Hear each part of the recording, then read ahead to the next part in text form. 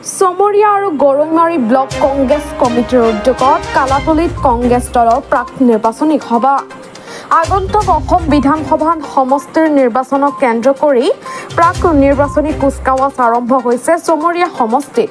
আজি কামৰূপ জিলাৰ অন্তৰ্গত নৱগঠিত ২৭ নং চমৰীয়া সমষ্টিত কংগ্ৰেছৰ দলৰ দুৰ্গ হিচাপে ধৰি ৰখাৰ বাবে কৰ্মীসকলৰ লগতে ইতিমধ্যে তৃণমূল পৰ্যায়ৰ সদস্যসকলেও কুচকাৱাজ অব্যাহত ৰাখিছে। এই সন্দৰ্ভত নতুন কাটমি বজাৰ প্ৰাংগণত কংগ্ৰেছ দলৰ এখনি পৰ্যালোচনা সভা অনুষ্ঠিত হয়।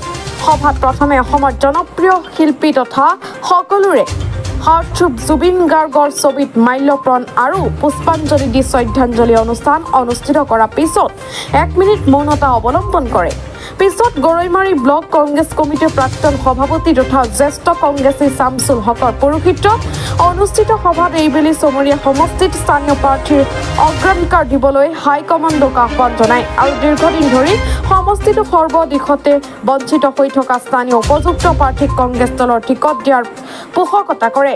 সভাত উপস্থিত থাকে আগন্তুক ২০২৬ চনৰ নিৰ্বাচনত প্ৰাৰ্থিত্ব দাবীদাৰ ক্ৰমে সোণতলী টোপামাৰী জিলা পৰিষদৰ প্ৰাক্তন সদস্য তথা জ্যেষ্ঠ কংগ্ৰেছ কৰ্মী শ্বাহজাহান আলী, গুৱাহাটী উচ্চ ন্যায়ালয়ৰ অধিবক্তা তথা কংগ্ৰেছ দলৰ সক্ৰিয় কৰ্মী অধিবক্তা আমান ৱাদুদ, অধিবক্তা কুৰবান আলী, অধিবক্তা Rafiqul Islam. News text report, news time এনি। আজি আমাৰ কাৰ্যসূচী আছিল ২০২৬ চনৰ বিধানসভা নিৰ্বাচনত আমি কংগ্ৰেছৰ প্ৰাৰ্থী আমাৰ চমৰীয়া সমষ্টিৰ জন্মগত আমাৰ কেইজন কেণ্ডিডেট আছে।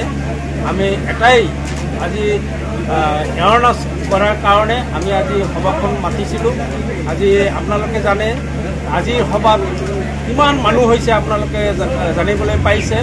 আমাৰ এটাই দাবী, ডাইনামিক লিডাৰ আমাৰ অসমৰ APCCৰ সভাপতি গৌৰৱ গগৈ ডাঙৰীয়া, ৰাহুল গান্ধী ডাঙৰীয়া, মল্লিকাৰ্জুন খাৰ্গে, জিতেন্দ্ৰ সিঙলৈ আমাৰ এটাই অনুৰোধ, চমৰীয়া সমষ্টিৰ জন্মগত আমাৰ ৪জন প্ৰাৰ্থী আছে। ৪জনৰ প্ৰাৰ্থীৰ ভিতৰত যিকোনো এজন লোকেল প্ৰাৰ্থী, স্থানীয় প্ৰাৰ্থী দিলে জিতি যাব।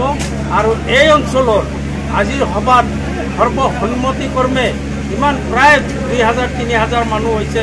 তেখেতৰ সকলোৰে এটাই অনুৰোধ যে আমাৰ ২০২৬ চনৰ কাৰণে স্থানীয় যদি আমাৰ ইয়াতে টিকেট দিয়ে তেতিয়াহ'লে ২০২৬ত আমি বিপুলভাৱে কংগ্ৰেছৰ MLA সমৰ্থন দি জিতাই দিম। আজি আচলতে কি কাৰণত আজিৰ সভাখন আহ্বান কৰা হৈছে ইতিমধ্যে সাংবাদিক বন্ধুসকলে ইতিমধ্যে বুজি পাইছে। আমি আচলতে যেতিয়া প্ৰত্যেকটা ৱাৰ্ডে প্ৰত্যেকটা জিপিয়ে যেতিয়া আমি গৈছিলোঁ তেতিয়া মানুহৰ এটাই কথা হ'ল যে এইবাৰ আমাৰ স্থানীয় প্ৰাৰ্থীক দিব লাগিব, আমি চালানী প্ৰাৰ্থী কেতিয়াও নিবিচাৰোঁ। সেই এটা আশা বুকুত বান্ধি আজিৰ এইখন সভা আমি আহ্বান কৰিছিলোঁ। আজিৰ এই সভাখনে প্ৰমাণ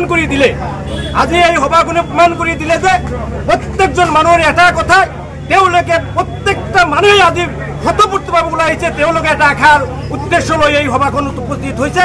তেওঁলোকে প্ৰত্যেকজন মানুহে কৈছে যে আমাৰ স্থানীয় প্ৰাৰ্থী লাগে।